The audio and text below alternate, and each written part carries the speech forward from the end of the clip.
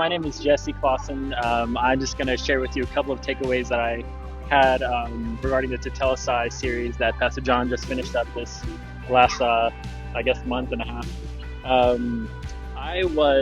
I'll just tell you my particular, maybe favorite takeaway or time from that series was I believe it was session 2, and it was regarding the criminal on the cross. And I love the account of the criminal on the cross. I think it's one of my favorite parts of the crucifixion account of the story. But basically, Pastor John brought up the scripture, and it's Matthew 23:12, and it says, this is Jesus speaking. He says, "For those who exalt themselves will be humbled, and those who humble themselves will be exalted."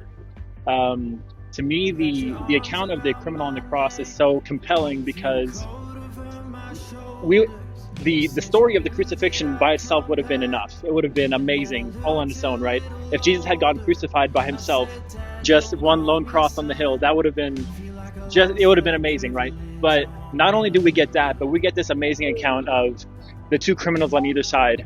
And to me, it's so compelling because we see the vast range of what Jesus died for and who Jesus died for. He died for not only the criminal who railed against him and said, if you're the Messiah, save yourself and get yourself off the cross and save us and all this stuff.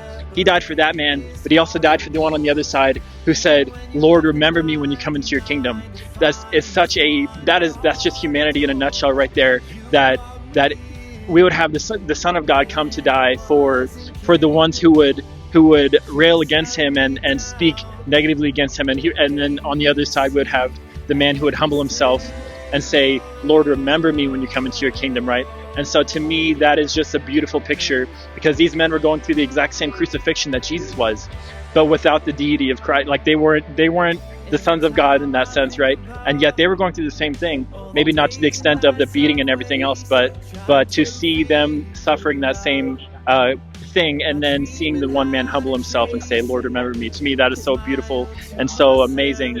And I think to me that anytime we read the crucifixion story, that always pops out to me, and that always just says to me, man, like humility is what draws the heart of God, so that was my takeaway.